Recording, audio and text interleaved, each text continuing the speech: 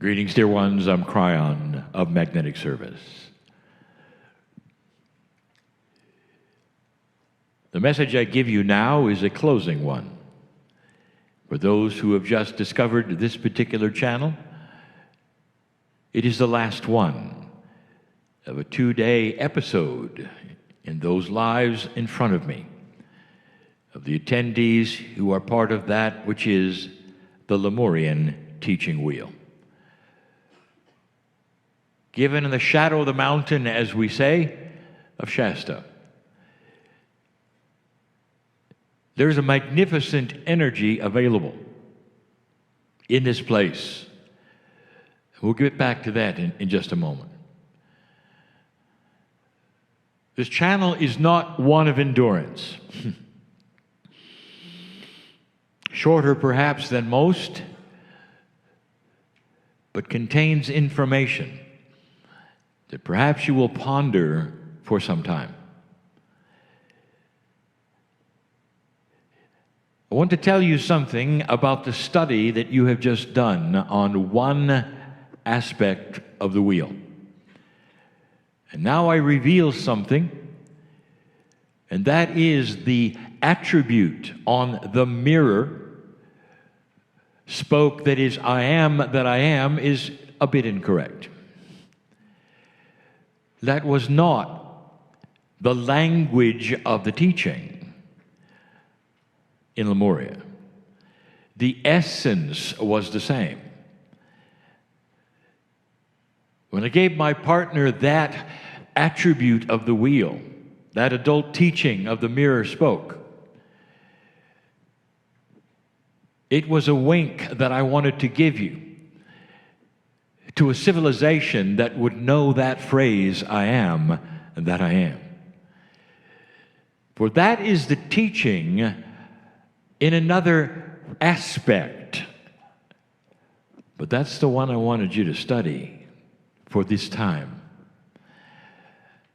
Now, what I want to do is to tell you something, dear ones that studied this today. Again, at some level, you understand this.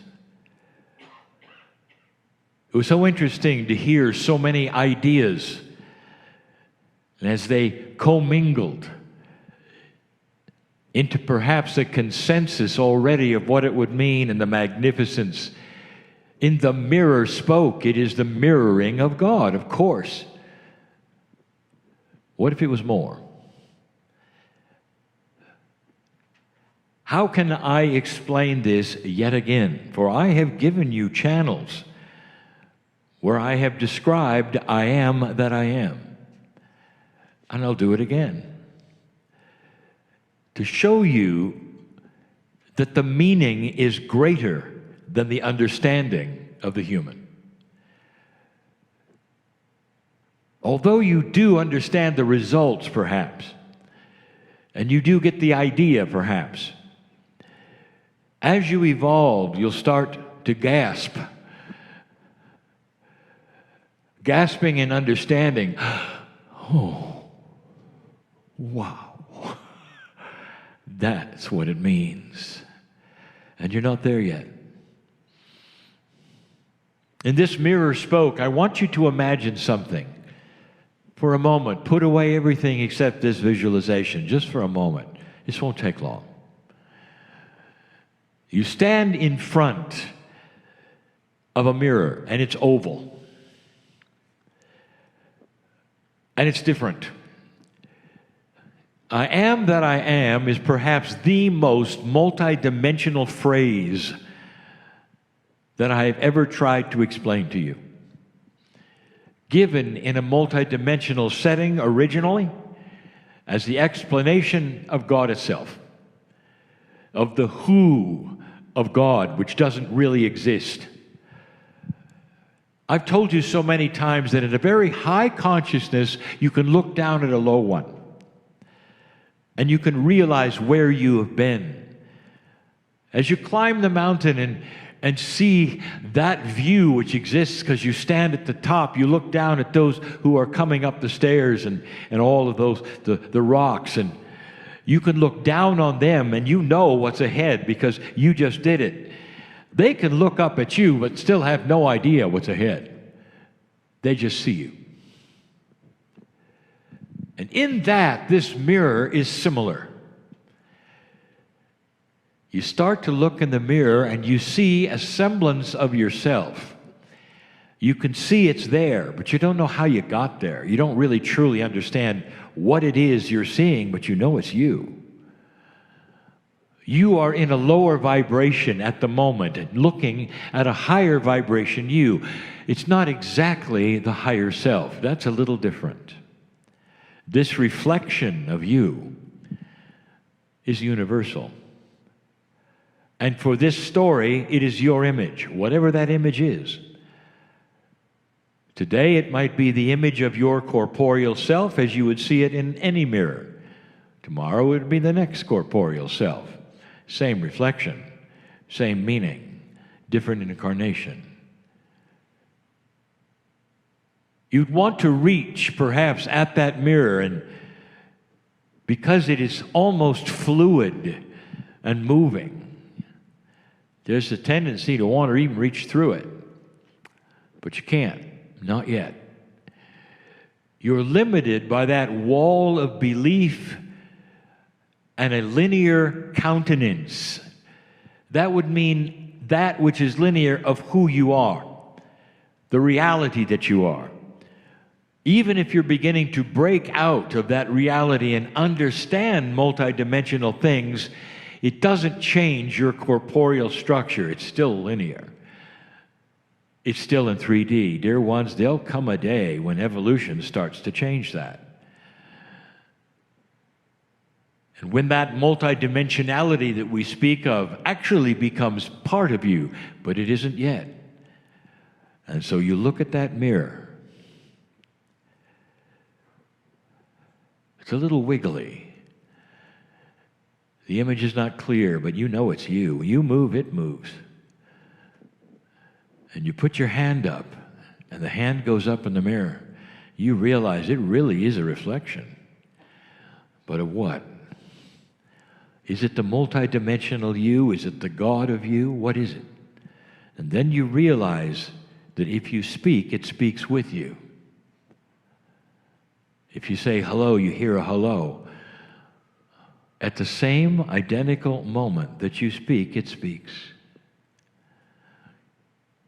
Are you aware of the phrase in certain spiritual circles, the great I am?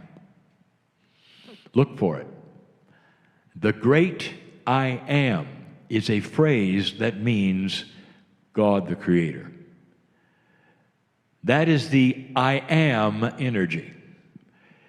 So the I am is a phrase of its own, in a context of its own. It is not an identity, but a description of the creative source, God, the great I am. And so as you stand in front of that mirror, you say the words, and you watch your hand go up, and the hand in the mirror go up, and you say the words, I am. And as you say those words, you hear them back at you in a way that you haven't understood before. Your own seeming voice, but different, grander and greater, says the I am with you. Welcome to I am that I am. And that is as close as I can give it to you. It's beyond your understanding because you cannot look up at it and truly understand that it's a statement of fact, not a purpose, of fact. It is an axiom, a rule, a law of who you are. That's the first point I wanted to give you. And the second is this. You've come to this session. And this is for those who have participated. Those who haven't can listen, but this is for you. It started yesterday when we asked you to work on one of the attributes of the wheel called the hub. You got a little taste of what the planning was. And then today you were barraged with 4 spokes. Barraged in that we ask you quickly to work on the puzzle of what they mean. But you didn't really understand, really, you didn't really understand what was going on. A moment ago, you talked about the power of laughter. And that laughter is infectious. It begets laughter. It creates more laughter. There's an energy there that almost is invasive, isn't there? You see laughter and you laugh. It's more than mirror neurons. It's an emotion plus. There's God in laughter. There's beauty in laughter. There's healing in laughter. And that is an example of something I wanted to tell you. When you have something as profound as laughter going on in a room, others start to understand and realize and change. And they're not laughing simply because you're laughing. That's not possible. They're laughing because something is going on inside them which creates laughter on its own. And then the one next to them does the same. Every single attribute you studied today wasn't so that you could think about what it meant. It was so that the subject could ring true to you and go around the circle and affect your life. And in the process of discussion, you could not help but bring it to yourself. Every single one. In some circles there was joy, in some circles there were tears, and this is not an exercise that would bring things out and ask personal questions. This was only to identify a wheel and the attributes of the teaching of the Lemurian mothers. And so many of you reacted. You reacted because you pulled it to yourself and you had revelations of your own. Every single one had that free choice and opportunity to see the actionable item that you were studying become actionable in you, and the energy of it, like laughter, went around the circle. And some of you understood what was going on. And some of you didn't sleep well last night. And this is why. This is the teaching wheel. You can't not be affected. You see these things, and if you discuss them in earnest and seriously, you will become them and work with them. And in that, you can't leave the same as you arrived, because the questions that were asked and the thinking that you were required to do pulls from that which is an intuitiveness of your own, of how it applies to you. Hopefully there were some smiles today. And the smiles would be in solution. When you heard others give their opinions of what it meant, you felt it in your heart. Wow, that's really good. So did my partner. And that's when my partner knew you weren't just remembering. That's when my partner knew you were being affected. All of you. That is what this wheel seminar is about. And that is, as you discuss and plan and look and ask the questions, they invade you like laughter.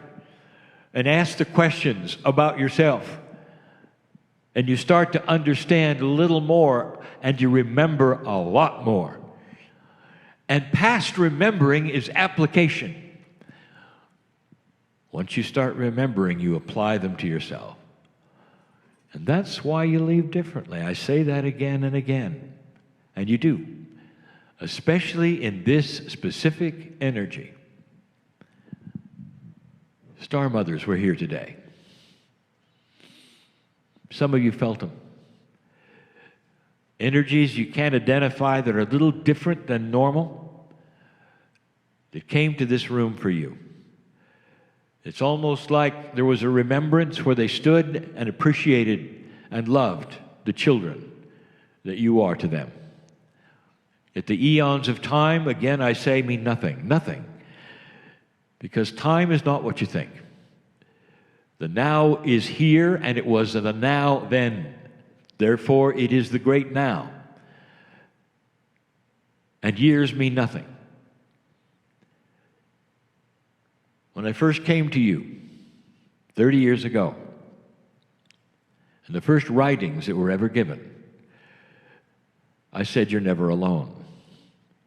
Perhaps you understand more now what that really means. What that really means. Those star mothers have an essence that flows into you, so that when you leave this place, they go home with you. You cannot escape that because you made the decision to come and say yes today. Perhaps you've raised your hand to the mountain today. I want you to expect results. Multidimensionality is not understandable. How can you take a piece of a star mother home? And the answer is yes. There will come a day when you understand that there's no such thing as place or who when it comes to multidimensional things. That's where the phrase came from, one with everything. Let them become one with you to the degree that you will allow, but know that you were in the right place at the right time to say yes. Oh boy, were you in the right place at the right time to say yes. That's the message. Don't forget it. And so it is.